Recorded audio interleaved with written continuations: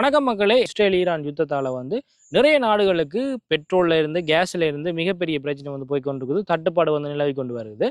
So உண்மையா இந்த போர் ரொம்பவே தீவிரமான நிலையில இப்போ போய் கொண்டிருக்குது.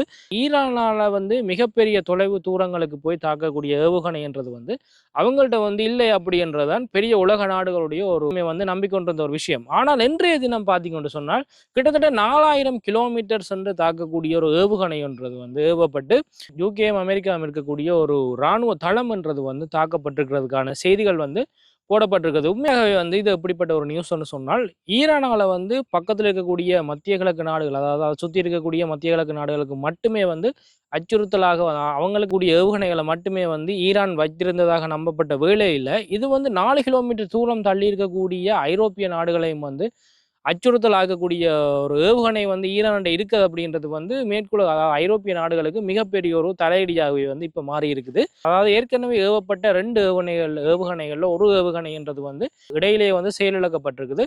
இன்னொரு ஏவுகணைன்றது இராணுவத்தால சுட்டு வீழ்த்தப்பட்டிருக்கிறது. ஸோ அதுக்கு அப்புறமா ஏவப்பட்ட ஏவுகணை அவருடைய இராணுவ தளம் ஒன்றில் ஒரு தாக்கி இருக்கிறது அப்படின்னு சொல்லி செய்திகள் வெளியாகி இருக்குது. இது ஒரு மிகப்பெரிய ஒரு விஷயம். என்னென்ன கிட்டத்தட்ட 4000 கிலோமீட்டர் சென்று துல்லியமாக இலக்கை தாக்கக்கூடிய ஏவுகணைகள்ன்றது இப்போ ஈரான்கிட்ட இருக்கிறது மிகப்பெரிய, அதாவது பெரிய பெரிய நாடுகளுக்கே மிகப்பெரிய ஒரு அச்சுறுத்தலாக மாறி இருக்கிறது. ஈரானில் இருக்கக்கூடிய மிக முக்கியமான ஒரு எரிவாயு இருக்கக்கூடிய பெரிய ஒரு தளத்தின் மேலே கூட மிகப்பெரிய ஒரு தாக்குதல் நடத்தப்பட்டிருந்தது. ஸோ அதால கூட பல வருடங்களுக்கு இயற்கை எரிவாயு கிடைக்கக்கூடிய மிகப்பெரிய ஒரு வளத்தின் மீது தாக்குதல் நடத்தப்பட்டிருக்கிறது அப்படின்றது ஒரு பெரிய விஷயம். என்னதான் நாடுகள் தங்களுக்குள்ள சண்டை பிடிச்சு கொண்டிருந்தாலும் பக்கத்தில் சுற்றி இருக்கக்கூடிய எல்லா அதாவது உலகத்தில் இருக்கக்கூடிய மற்ற எல்லா நாடுகளுக்குமே கிடைக்கக்கூடிய இந்த எரிவாயிலேருந்து பெட்ரோல்லேருந்து எல்லாமே இந்த ஒரு போரால பாதிக்கப்பட்டு கொண்டிருக்கு. இந்த ஈரான் வசம் இருக்கக்கூடிய ஜலசந்தி என்றது இன்றைக்கு மூடப்பட்டிருக்கிறதால பெட்ரோலாக இருக்கிறது இல்லாட்டிக்கு வேறு என்ன பொருட்களாக இருக்காலும் அதுக்கால அந்த பாதையால் வர முடியாமல் இருக்கிறதால மிகப்பெரிய அளவில் பின்னடைவுகளை அதாவது மிகப்பெரிய அளவில் இந்த பெட்ரோல் இல்லாத பிரச்சனை, பெட்ரோல் கியூவில் நிற்கிறது அப்படின்றது பல நாடுகளில் போய் கொண்டிருக்குது. இலங்கையிலையும் பார்த்தீங்கன்னு சொன்னால் இப்போ பெரிய அளவில் இந்த கேஸ் தட்டுப்பாடுன்றது வந்திருக்குது. எல்லாருமே கடைகளில் இப்போ ஏற்கனவே புக்கிங் தொடங்கிட்டாங்க. அவங்களுக்கு மட்டும்தான் இப்போ கேஸ் கிடைச்சி கொண்டு இருக்குது. ஸோ அப்படி பெரிய ஒரு நெருக்கடியில் தான் இலங்கை போய் கொண்டிருக்குது. இப்படியான ஒரு நேரத்தில் தான் கியூஆர் சிஸ்டம்ன்றது அறிமுகப்படுத்தப்பட்டதால் ஓரளவுக்கு இந்த லைன்ன்றது பெரிய பெட்ரோலுக்கு நிற்கக்கூடிய லைன்ன்றது ஓரளவுக்கு குறைந்திருக்கிறத காணக்கூடிய மாதிரி உள்ளது. இப்போ நிறைய மாற்றங்களும் கியூஆரில் கொண்டு எல்லா மக்களுமே கியூஆரை தரவிறக்கம் செய்யக்கூடிய மாதிரி பல வசதிகள் கூட செய்யப்பட்டிருக்கிறது. இந்த சண்டைன்றது நிறைய நாடுகளுக்கு பெட்ரோலோ இல்லாட்டி கேஸ் சம்பந்தமான பிரச்சனைகளை மட்டும் ஏற்படுத்தாமல் தற்போது அடுத்தடுத்த கட்டங்களை நோக்கி நகர்ந்துருக்குது. 4000 கிலோமீட்டருக்கு ஏவி அழிக்கக்கூடிய ஏவுகணைகளை ஈரான் வச்சுக்கிறது மிகப்பெரிய ஒரு பேராபத்தை மற்ற நாடுகளுக்கு ஏற்படுத்தி இருக்குது. உண்மையா இதுவரைக்கும் இந்த சண்டைன்றது மிகப்பெரிய அளவில் ஈரானால செய்து கொண்டிருக்கிறதுக்கு முக்கியமான ஒரு காரணமாக அவர்கள்ட்ட இருக்கக்கூடிய ட்ரோன் தொழில்நுட்பம்ன்றது இருக்குது. கிட்டத்தட்ட அவர்கள்ட்ட இருக்கக்கூடிய அந்த ட்ரோன் தொழில்நுட்பத்தை ட்ரோன் ஒன்று ஏவப்பட்டாத வீழ்த்துறதுக்கு அந்த ஒரு ட்ரோனை வீழ்த்துறதுக்கு அதிகமாக செலவு செய்து ஒரு ஏவுகணை ஏவ வேண்டி இருக்குது. இந்த செலவினங்கள்லாம் இஸ்ரேல், யுஎஸ்ஏ போன்ற நாடுகளுக்கு இப்போ மிகப்பெரிய ஒரு தலையடியாக மாறி இருக்குது. அவங்களால ஈரான்லேருந்து வரக்கூடிய அனைத்து ட்ரோன்களையுமே வீழ்த்த முடியாமல் இருக்கிறதுக்கு இது ஒரு மிகப்பெரிய ஒரு காரணமாக இப்போ மாறி இருக்குது. ஏன்னு சொன்னால் ஈரானை பொறுத்த வரைக்கும் இது பல பல ஆண்டுகளாக இந்த யுத்தம்ன்றது நடைபெறும்.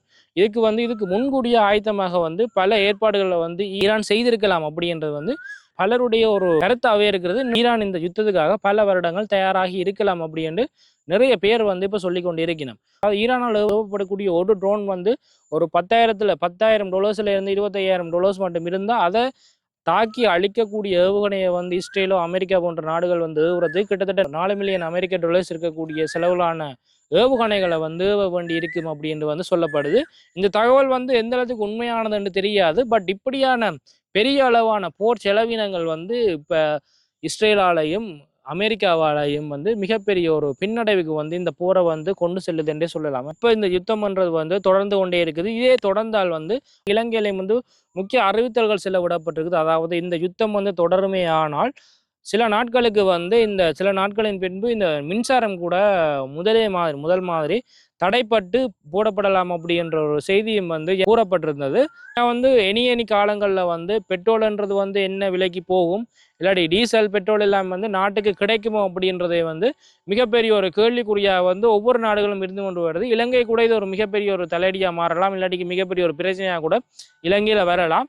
ஸோ எது நடந்தாலும் வந்து மக்கள் வந்து ஒரு விழிப்புணர்வோடு இருக்கணும். இந்த அதிகளவான பெட்ரோல் அடித்து வீட்டை சேமித்து வைக்கிறதால கூட மற்றவங்களுக்கு கூட பெரிய அளவு லைனில் நின்று பெட்ரோல் கிடைக்காமல் போகிற விஷயங்கள் கூட நடந்து கொண்டு இருக்குது. ஸோ முடிஞ்ச அளவுக்கு வந்து மக்கள் வந்து விளங்கி கொள்ள வேணும் ஒரு விஷயத்தை. இந்த பெட்ரோலை வந்து சேகரித்து வைக்கிறதால எந்த விதமான ஒரு பயனுமே இல்லை. டீசல் விலைகள் வந்து அதிகரித்தா மீதம் இருக்கக்கூடிய எல்லா விலைகளுமே வந்து கண்டிப்பாக அதிகரிக்கும். ஏன்னு சொன்னால் நாட்டினுடைய முக்கியமான ஒரு பொருளாதாரத்தை கட்டுப்படுத்துறது பார்த்தீங்கன்னு சொன்னால் டீசல். கொழும்பு போர்ட்டில் வந்து வரக்கூடிய சாமான்கள் எல்லாமே மிச்ச நாடுகளுக்கு, அதாவது மிச்ச இடங்களுக்கு போகணும்னு சொன்னால் அங்கேருந்து எப்படி வரும்னு சொன்னால் இந்த டீசல் அடிக்கக்கூடிய டீசல் வாகனங்கள் மூலமாக தான் மிச்ச பக்கத்தில் இருக்கக்கூடிய சின்ன மாவட்டங்களுக்கு எல்லாம் போகும். ஸோ அப்படி வந்து போகிற டீசலையை வந்து விலையை கூட்டினா கட்டாயம் கொண்டு வரக்கூடிய எல்லா பொருட்களுடைய விலையும் வந்து அதிகரிக்கும். அதால் ஆட்டோமேட்டிக்காக வந்து நாங்களும் அதிகமான விலையை கொடுத்து தான் எல்லா பொருட்களுமே வந்து வாங்க வேண்டிய ஒரு கட்டாயத்துக்கு வந்து தள்ளப்படுவோம். ஸோ மக்களும் வந்து இதை புரிஞ்சு கொள்ளணும். ஸோ கட்டாயம் வந்து இப்படி நாங்கள் லைனில் நின்று பெரிய அளவில் இந்த பெட்ரோலையோ டீசலையோ வந்து சேகரித்து வச்சாலும் வந்து இப்படியான நெருக்கடிக்குள்ள கண்டிப்பாக மக்களும் தள்ளப்படுவோம். ஸோ இந்த வீடியோ தொடர்பான கருத்துக்களை வந்து கீழே பதிவிடுங்க. ஸோ தொடர்ந்து வந்தங்கடி சேனல்லையும் வந்து இந்த ஈரான் இஸ்ரேல் போரை பற்றி நாங்களும் வந்து தொடர்ந்து வந்து சின்ன விஷயங்களை வந்து அப்டேட் பண்ணி கொண்டிருப்போம். ஸோ கண்டிப்பாக வந்தங்கிற சேனலை வந்து சப்ஸ்கிரைப் பண்ணிக்கொள்ளுங்க. அண்ட் ஃபஸ்ட்டாக வந்தங்கிற சேனலை பார்த்தீங்கன்னு சொன்னால் கண்டிப்பாக சப்ஸ்கிரைப் பண்ணுங்கள். இந்த வீடியோ தொடர்பான கருத்துக்களையும் கீழே பதிவிடுங்க.